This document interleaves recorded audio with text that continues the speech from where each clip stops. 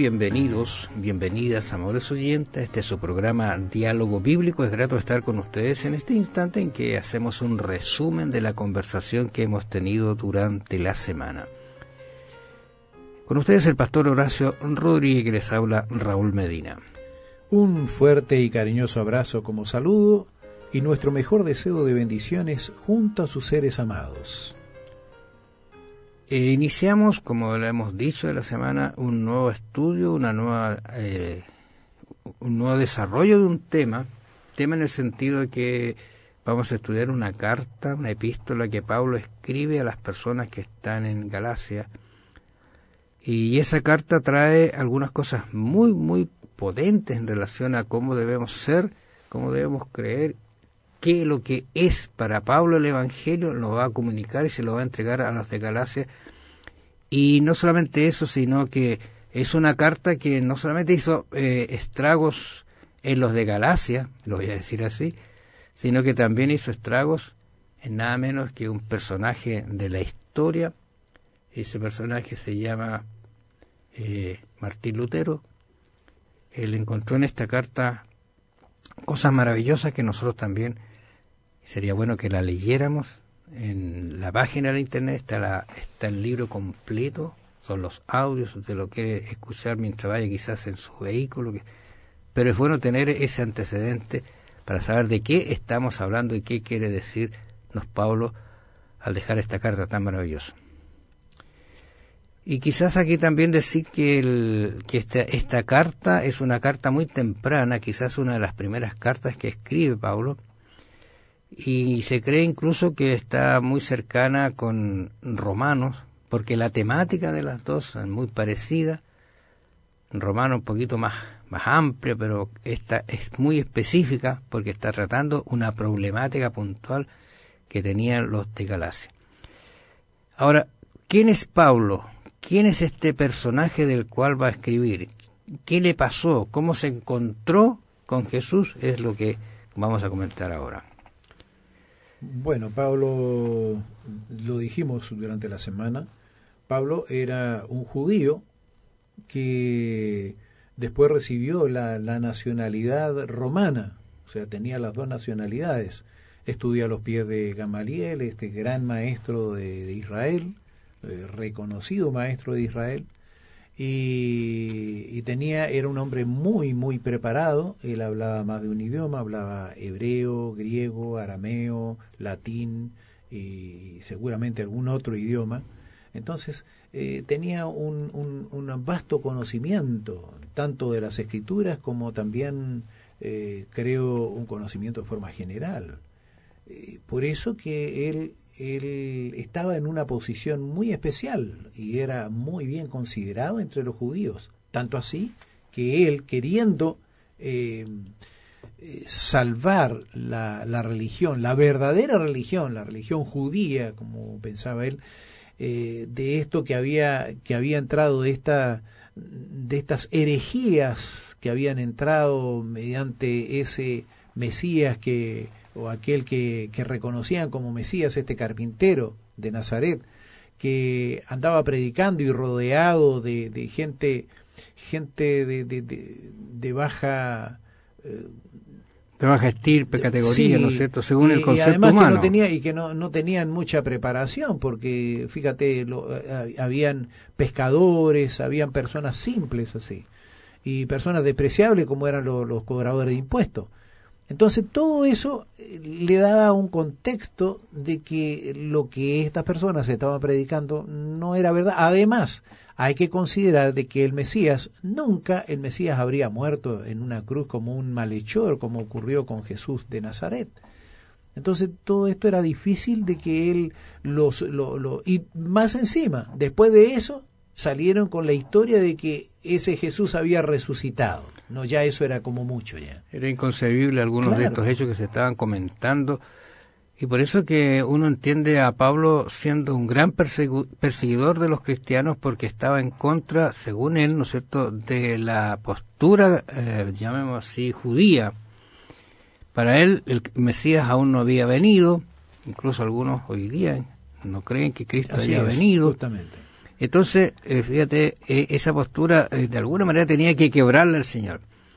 Entonces dice, estaban, y aquí viene la primera fase de la situación, porque se encuentra con un personaje que es Esteban, que predica fuertemente acerca de Jesús. Entonces se levantaron unos de la sinagoga llamada de los libertos. Fíjate que los libertos eran unos personajes que habían sido esclavos y ahora habían logrado su libertad y estaban dentro de los que creían, y de los de Cirene, de Alejandría, de Cilicia y de Asia, disputando con Esteban. Pero no podían resistir a la sabiduría y el espíritu con que hablaba. Interesante, ¿eh? Y aquí entonces, cuando esto no se puede, no se puede con la verdad, entonces empieza la mentira y el engaño y el soborno para que dijesen que habían sido y hablado palabras de blasfemia contra Moisés. Esta posición yo creo que siempre causa molestia a la gente cuando se dice la verdad, especialmente quienes están con un background, digamos, de vulgaridad, de blasfemia, no sé. Pero estos eran cristianos, eran judíos que creían en un Mesías, y Pablo estaba entre ellos que creían en el Mesías, pero no era para él el Mesías. Y entonces es el juicio que hacen, muy parecido al que se encuentra allí en Mateo 26, a Cristo también, trayéndole, digamos, testigos falsos, porque no encontraron engaño en su boca, no hubo cómo enjuiciarlo, tomarse de algo, de alguna cosita. Lo mismo que ocurrió con el Señor Jesús. Al Señor Jesús tampoco pudieron encontrar nada que pudiera condenarlo. Por eso que tuvieron que, como última instancia, tuvieron que recurrir a testigos falsos y a falsas acusaciones. Con respecto a él también lo hicieron con Esteban. Y creo que lo harán también con todo cristiano que se aferre fuertemente a las Escrituras y a la verdad. Entonces, aquí nosotros vemos que Esteban, y lo interesante del caso, que pusieron, dice, cuando hubo el apedreamiento de Esteban, pusieron su ropa, dice, a los pies de Saulo, de este joven Saulo. Él estaba allí presenciando, y creo que presenciando con cierto agrado cómo mataban a este personaje que era también un apóstata, era una persona que estaba diseminando mentiras. Pero yo pienso, como lo veía Pablo. Yo pienso que él estaba así apoyando, pero algo le quedó de lo que Esteban habló y relacionó con lo que él había estudiado, y porque después vemos la reacción que tiene. Y seguramente tiene las palabras de Esteban tienen que haberle llegado al corazón cuando él dice: Señor, no le tomes en cuenta este pecado. Eso después de haber de todo lo que le pasó. Claro que sí, estar orando por aquellos que le quitaban la vida. ¿Cómo se produce la conversión de Pablo entonces? Dios tuvo que usar un método que para cualquiera no era fácil, un método bastante complejo. Los métodos que puede usar Dios para convencernos pueden ser también muy complejos, pero Dios podrá, y lo hizo, derramó el cielo entero por convertirnos a nosotros, por llevarnos a una vida diferente. Su Hijo fue el regalo más lindo que hemos tenido. Y ese mismo le habló a Pablo diciendo, y dijo: ¿quién eres, Señor? Fíjate la respuesta de, vamos a decir así, de Pablo o de Saulo al Señor cuando se encuentra con él, ¿no es cierto? Que le dice: mira, Señor, ¿quién eres? ¿Quién eres, Señor? ¿Qué quiere? Y Jesús le dice, o el Señor le dice: yo soy Jesús a quien tú persigues. Bueno, creo que es bueno que nos pongamos en el contexto, ahí en el mismo capítulo 9 del libro de Hechos de los Apóstoles, el verso 1 en adelante, dice: Saulo, respirando aún amenazas y muerte contra los discípulos del Señor, vino al sumo sacerdote y le pidió cartas para las sinagogas de Damasco, a fin de que si hallase algún hombre o mujer de este camino, los trajese presos a Jerusalén. Mas yendo por el camino, aconteció que al llegar cerca de Damasco, repentinamente le rodeó un resplandor de luz del cielo, y cayendo en tierra, oyó una voz que le decía: Saulo, Saulo, ¿por qué me persigues? Y le dijo: ¿quién eres, Señor? Y le dijo: yo soy Jesús a quien tú persigues. Dura cosa te es dar cosas contra el aguijón. Él, temblando y temeroso, dijo: Señor, ¿qué quieres que yo haga? Y el Señor le dijo: levántate y entra en la ciudad, y se te dirá lo que debes hacer. Pues este es el primer paso para la conversión de Saulo, en realidad. El paso cuando se encuentra con el dador de la vida, quien él estaba persiguiendo y que él en realidad no había comprendido. Yo creo que fue un impacto muy fuerte en la vida, en la mente. ¿Qué habrá pensado en ese instante? Bueno, lo que pensó fue la reacción propia, incluso la expresión Señor. Es una expresión que aquí uno no capta bien, pero aquí usó la expresión que se usa para Dios, para un ser divino. Pero fíjate, dice ahí, el relato dice que hubo una luz potente y él cayó al suelo. ¿Y por qué dice Señor? Le dijo, ¿quién eres, Señor? ¿Y por qué esa luz tendría que venir de un Señor? Creo que ahí el Espíritu Santo ya le estaba dando vislumbre de lo que estaba aconteciendo, estaba guiando sus pensamientos, estaba dándole discernimiento. Ahora, en la conversión de él, ustedes se van a dar cuenta que en el capítulo 22 ya él está predicando y está hablando de su conversión, al 22, 3 en adelante, habla ya. Y tres veces él lo hizo, ahí en Hechos capítulo 9, versos 1 al 18, capítulo 22, versos 6 al 21, y capítulo 26, 12 al 19. 3 veces nosotros tenemos allí la conversión de Saulo, o de Pablo. Fíjate que él incluso en Hechos 22 agrega algún detalle más que aparece aquí. Le dijo, ¿qué haré, Señor? Él responde, o sea, dice ahora, ¿qué hago?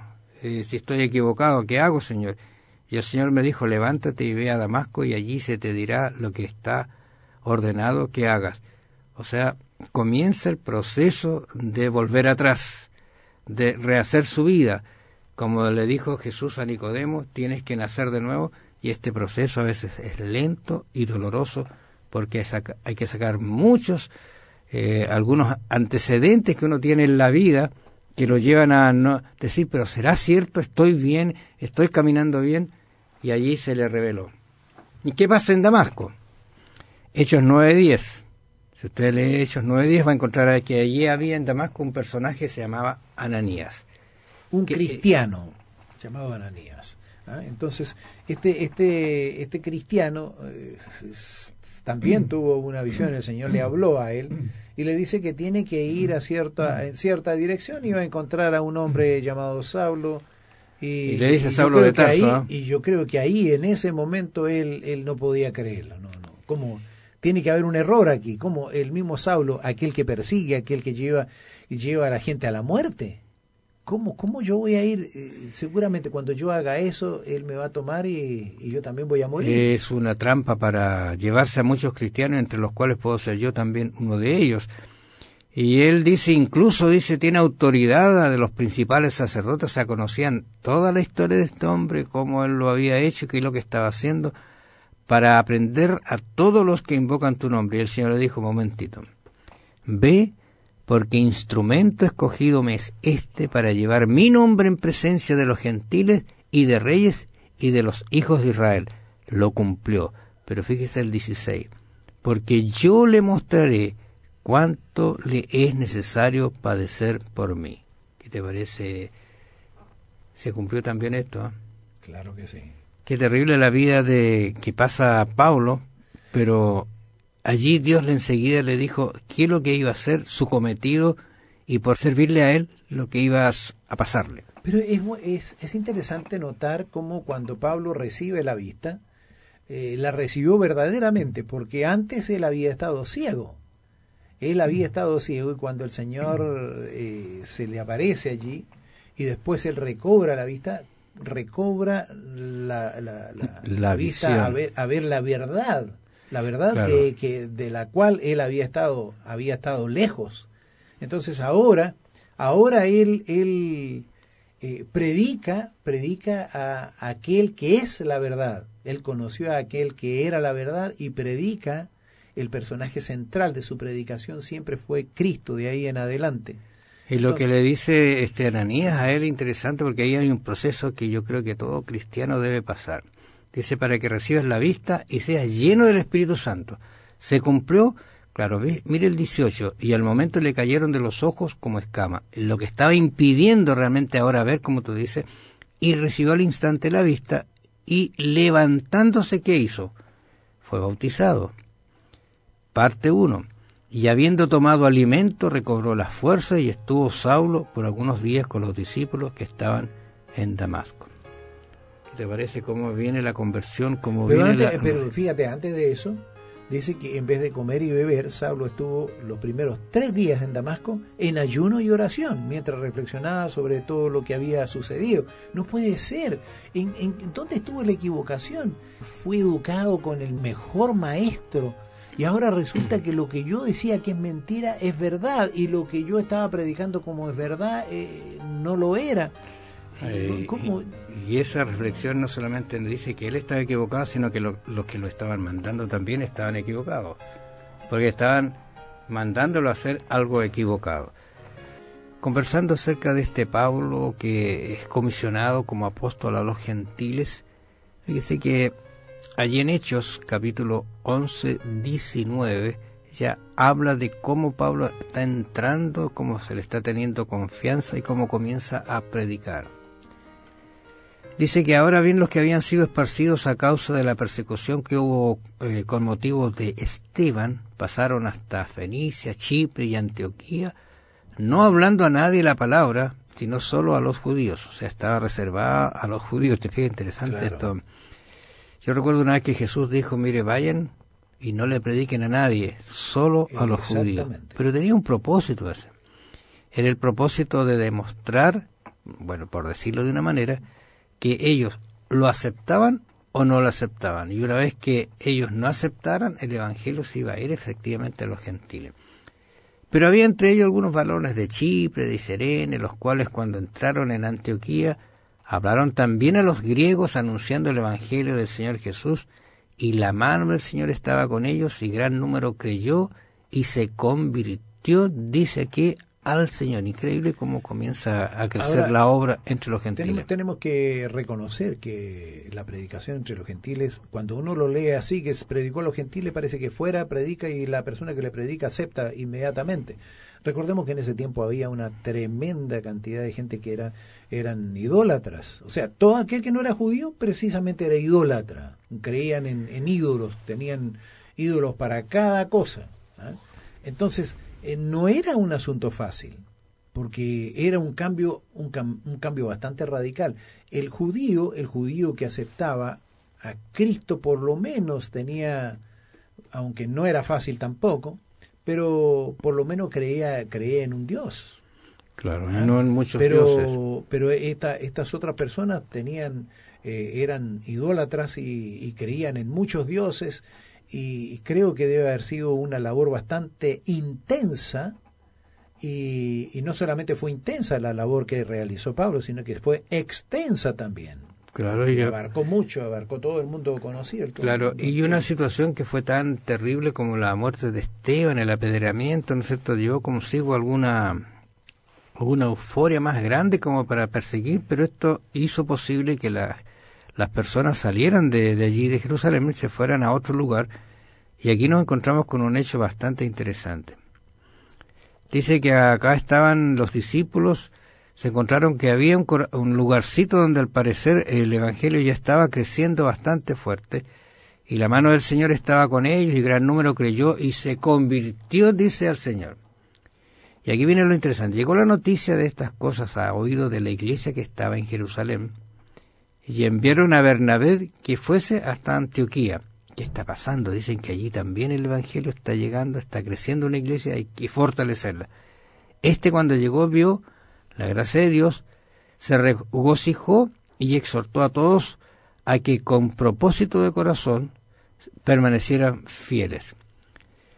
Y ahí está todo el esquema, pero lo interesante esto, porque era varón bueno y lleno del Espíritu Santo y de fe, y una gran multitud fue agregada al Señor. Después fue Bernabé a Tarso. ¿Quién está en Tarso? Saulo. Dice, para buscar a Saulo, y hallándole le trajo a Antioquía, y se congregaron allí todo un año con la iglesia, y enseñaron a mucha gente, y a los discípulos se les llamó cristianos por primera vez. Interesante ese detalle. El evangelio comienza entregándose a los gentiles, y Pablo comienza a cumplir el propósito de Dios de traerlo a su iglesia, traerlo converso, ¿no es cierto?, a él, para que predique a los gentiles. Y él tenía mucho que decir en relación a eso, de su conversión, cómo él asolaba a la iglesia, cómo iba, digamos, llevando a los cristianos a las cárceles, matándolos. Correcto. Y él se arrepintió de eso, pero fue un extraordinario hombre de Dios. Y tenemos que decir además que no todo aquí pareciera que la cosa marchaba bien, pero resulta que dentro de la misma iglesia empezaron a haber conflictos también. ¿Ah? Y eso que la iglesia estaba recién naciendo, podríamos decir. El enemigo, dicen que no duerme ni deja dormir.